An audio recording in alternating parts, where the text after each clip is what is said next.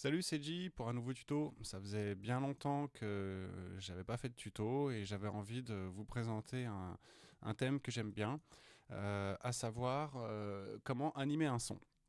Donc aujourd'hui, je vais partir d'un son. Alors là, je suis en train de désactiver tout ce que j'avais fait sur mon patch pour pouvoir repartir d'un truc brut et vous montrer un petit peu ce que j'ai fait et où je veux en venir. Donc là, mon patch, il utilise uniquement la forme d'onde Monster 1 de Serum. Et bon, cette forme d'onde, je vais vous la faire écouter. Et une séquence, l'idée de base étant d'avoir des sons tenus et de ne pas avoir à s'embêter à programmer des lignes complexes ou quoi que ce soit. Donc voilà, des notes tenues toutes bêtes. Donc voilà ce que donne ma séquence avec ma forme d'onde brute.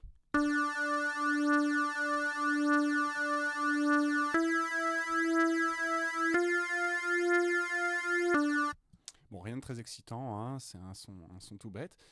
Dans l'idée, là, ce que je voudrais, c'est obtenir un son qui va se situer un peu entre la basse et le lead, qui n'est pas vraiment déterminé. Ce que je veux, en fait, sur le principe, c'est utiliser une forme d'onde assez riche en harmoniques que je vais filtrer et dont je vais réintroduire les harmoniques cycliquement, en fait, tout simplement, et que je vais animer pardon, avec des modulations. Donc ça c'est ma forme d'onde de base, elle n'est pas très excitante à cette octave, donc la première chose que je vais faire c'est de lui mettre 3 octaves dans la vue, et voilà ce que ça donne.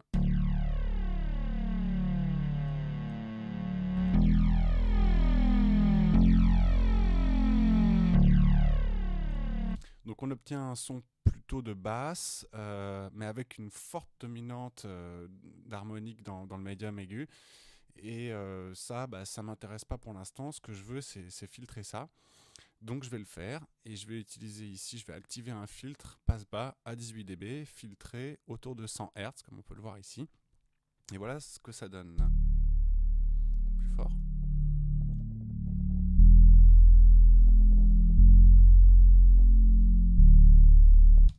Donc là, j'ai une sub, hein, basiquement, c'est ça, c'est une sub. Et donc maintenant, l'idée, ça va être de commencer à animer cette forme d'onde enfin ce son qui est tout plat. Et donc, la première chose que je vais faire, c'est de rajouter une modulation sur mon cutoff pour réintroduire une partie des harmoniques. Alors, un petit truc que j'aime bien, c'est tout bête, hein, mais ça va être d'utiliser un LFO avec une Dancy. Donc là, je vais utiliser mon LFO 1 qui va aller moduler le cutoff, donc, et ce, avec un cycle de 1 huitième de bit de mesure. Donc, assez rapide quand même. Donc là, je vais activer la modulation de mon LFO1 sur mon cutoff avec une amplitude, comme on peut le voir ici autour du potard, qui est maximale. C'est-à-dire que de 100 Hz, le LFO il va ouvrir complètement le filtre et il va le refermer jusqu'à 100 Hz cycliquement. Voilà ce que ça donne.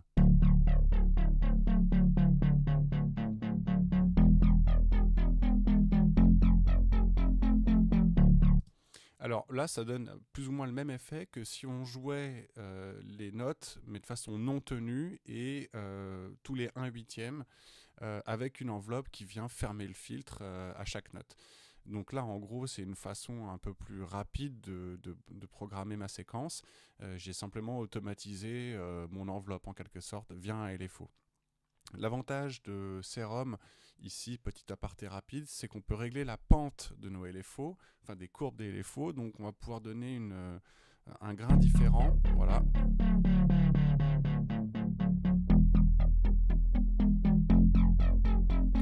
Qui ici produit plus ou moins le même effet que si on augmentait le decay sur notre enveloppe. Bon, là, on va se contenter d'une pente plus ou moins linéaire, un petit peu exponentielle. Mais bon, c'est juste pour le plaisir, pour donner un tout petit peu plus de mordant à notre modulation. Vous pouvez voir aussi que j'ai pas utilisé mon LFO. Enfin, mon LFO ici ne démarre pas au tout début du cycle. Pourquoi? Parce que sinon ça produit des clics. Voilà ce que ça donne. On entend très nettement. Or, je ne veux pas de ce clic.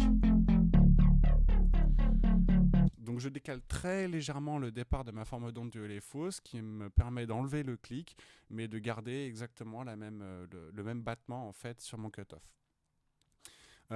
Suite à ça, je voulais rajouter un petit peu de mordant à cette modulation. Donc j'ai utilisé le même LFO que j'ai appliqué cette fois à l'octave, donc au pitch en fait, au pitch grossier de mon oscillateur. Et donc avec une modulation, cependant, là je vais l'activer déjà, voilà, avec une modulation, alors on ne voit peut-être pas très bien ici, mais qui est très légère. Pardon. On le voit mieux sur la matrice de modulation ici. Donc mon LFO1, c'est la première ligne. Il va affecter le cutoff avec une valeur d'amplitude de 68, donc quand même assez importante. Et il va aussi affecter sur la deuxième ligne l'octave de mon oscillateur A, de mon premier oscillateur, mais cette fois-ci avec une amplitude de 23. Je vais vous faire écouter ce que ça donne avec une amplitude plus élevée, mais ce n'est pas l'effet recherché.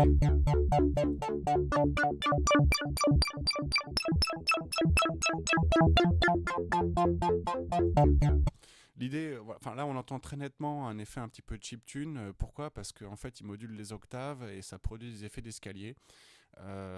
Moi c'est pas ce que je souhaitais faire là, je voulais garder une modulation du pitch assez subtile juste pour ajouter un petit peu de mordant. Donc j'ai gardé une amplitude assez basse, autour de entre 20 et 30.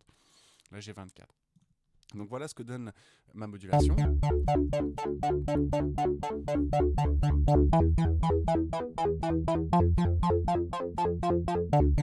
Donc là, on a clairement un son qui se rapproche un peu d'un lead, notamment sur l'attaque du battement, mais qui garde une constante assez basse sur la fin, notamment quand le filtre se ferme, où on retrouve un peu plus de basse fréquence et où les harmoniques supérieures sont filtrées. Alors maintenant, ça c'est une animation qui est somme toute assez basique de notre son, basée sur le pitch et le cutoff, mais je voulais rajouter un petit côté un peu plus chaotique, on va dire, à ce battement. Et donc là, la petite subtilité, ça va être d'utiliser une enveloppe. Alors j'ai utilisé mon enveloppe numéro 2.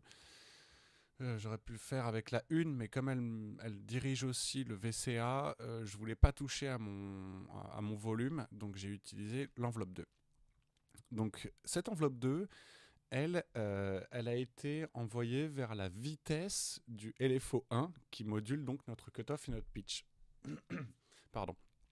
Donc je vais activer cette enveloppe, et comme on peut le voir ici sur la courbe de l'enveloppe, j'ai utilisé cette fois de façon assez drastique les possibilités de courbe de l'enveloppe, et j'ai utilisé une enveloppe exponentielle de sorte à ce que mon paramètre décline assez rapidement.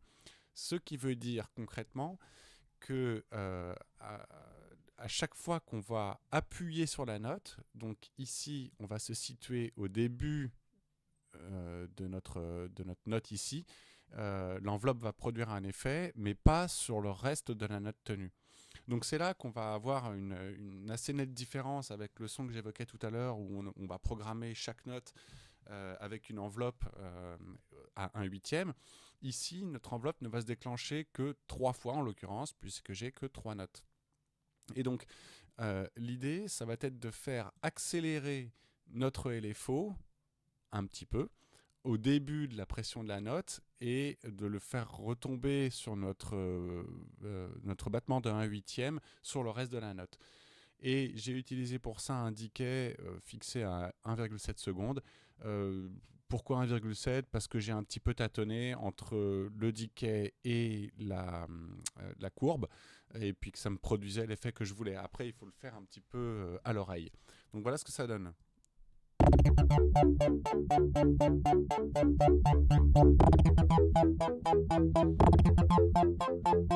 On entend que en fait, notre répétition est beaucoup plus rapide en début de note et retombe ensuite sur 1/8, toujours calé.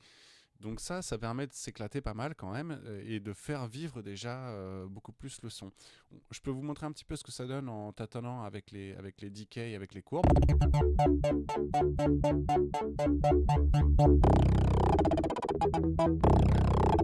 Là, on voit qu'en utilisant une courbe logarithmique, l'effet est beaucoup trop marqué et on perd un peu, je dirais, de la régularité de notre battement et de l'intérêt qu'on avait à garder quelque chose d'assez progressif, d'où la courbe exponentielle.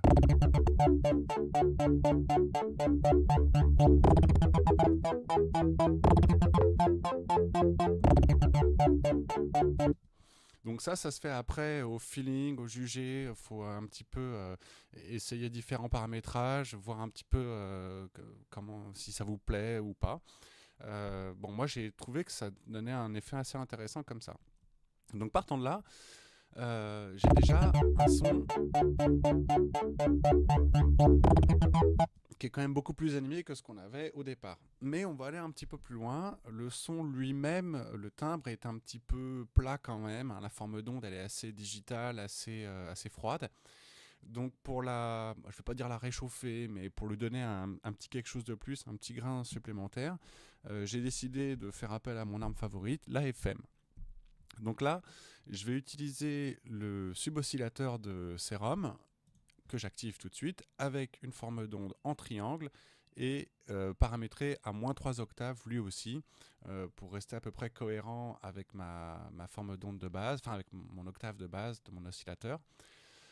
Et puis parce qu'une FM dont la source est assez grave va produire un grain différent d'une source avec une fréquence élevée. Donc voilà un petit peu Donc là, ici, j'ai réglé ma FM, ici, hop, sur l'oscillateur 1 qui vient du sub. La petite subtilité, c'est que je ne souhaite pas entendre mon sub, puisque je veux rester dans le domaine un petit peu du lead. Je ne veux pas rajouter de fréquence basse en plus là. Donc j'ai coupé le level complètement. Et voilà. Et donc ici, je vais pouvoir régler l'intensité de ma FM jusqu'à obtenir un truc qui me plaît. Donc voilà ce que ça donne.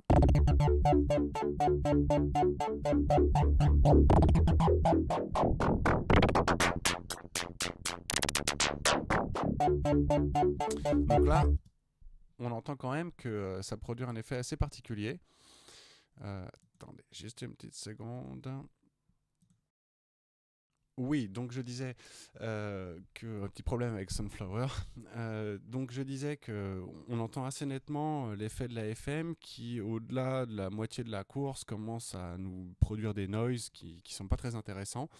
Moi, je veux garder la consistance de mon son en lui rajoutant un petit quelque chose. Donc, à l'oreille, c'est ça que j'aime. C'est cette plage dans le premier quart de modulation que je trouve apporter un grain assez particulier. Donc je vais me limiter à cette modulation très légère et je ne vais pas moduler ma FM, je vais juste garder ça pour statique pour avoir un timbre qui me plaît un peu plus. Donc voilà pour le côté un petit peu plus granuleux, un petit peu plus marqué du son.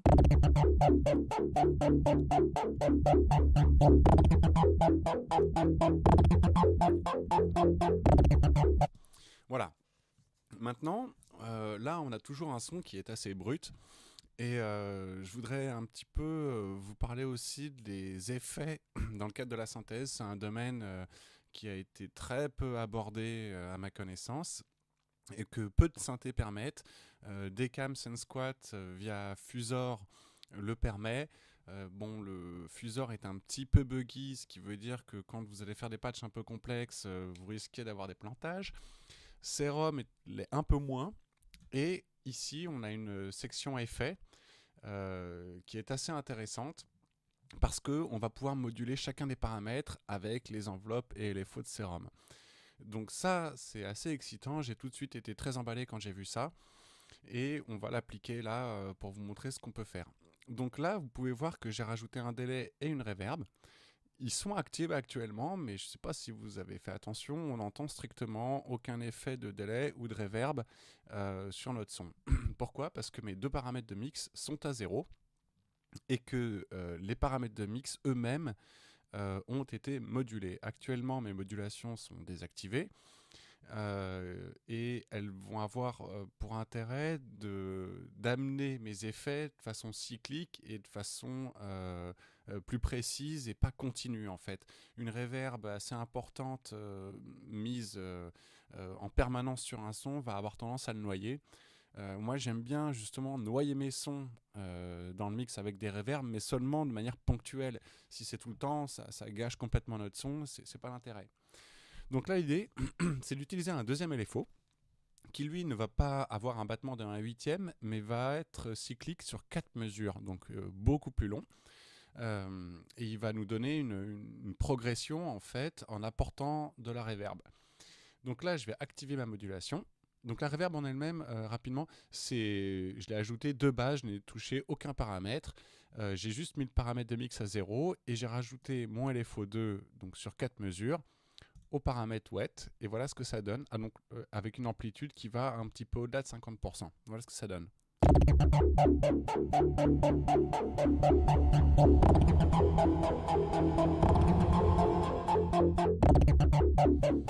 Voilà, on entend nettement que la reverb au début est très ténue, très gentille, et puis qu'au fur et à mesure, plus on s'approche de la 4e mesure, plus l'effet est marqué jusqu'à atteindre son paroxysme en milieu de 4e mesure.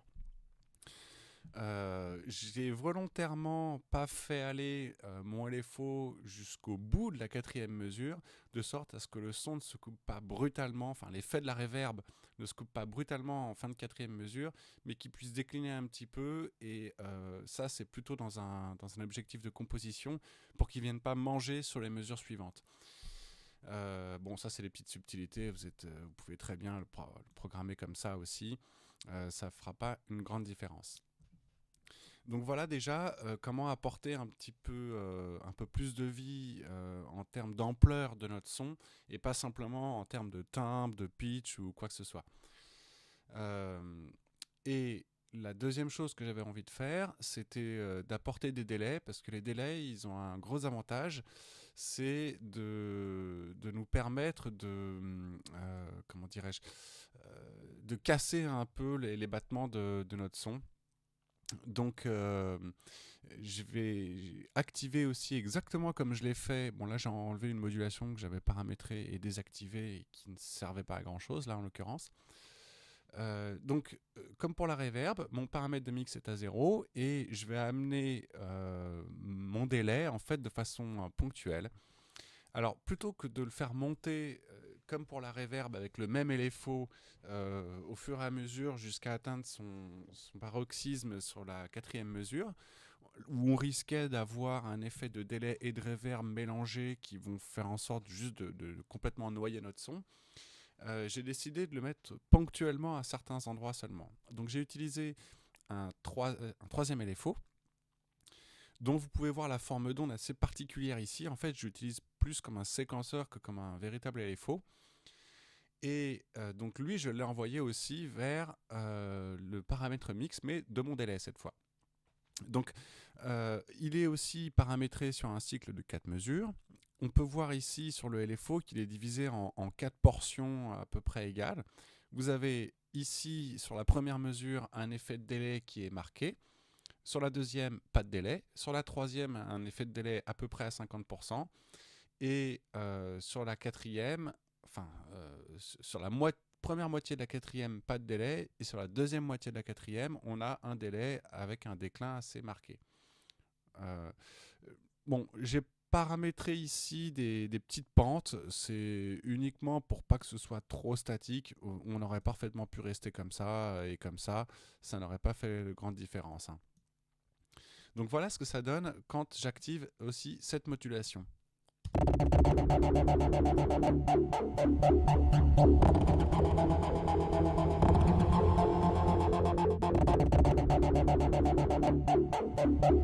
On voit d'ailleurs que l'effet est un petit peu trop marqué. Bon, là, vous avez pu entendre que le beat est un petit peu, je ne veux pas dire déstructuré, mais a des ajouts en plus de ce qu'on avait au départ. C'est même un petit peu trop marqué sur la première mesure, donc je vais marquer un déclin plus important.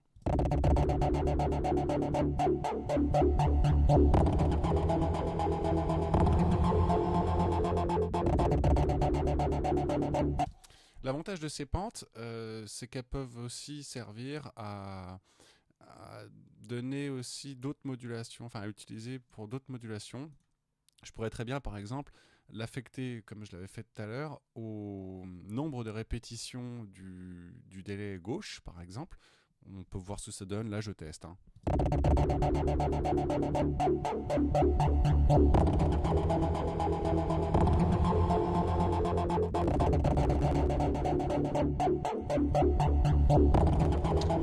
l'effet est pas prodigieux. Ah non, oui, ok, c'était les centièmes auxquels je l'ai affecté. Bon, c'est dommage, j'ai fait une bêtise. Voilà.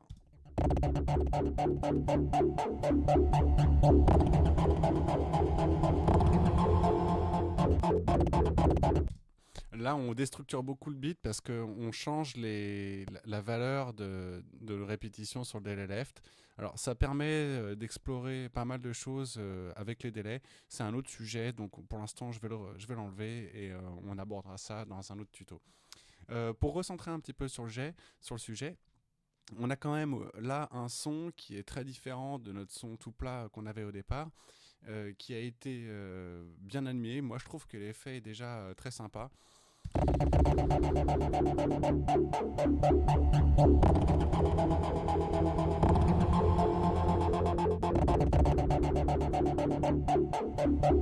On pourrait rajouter un petit beat pour le plaisir.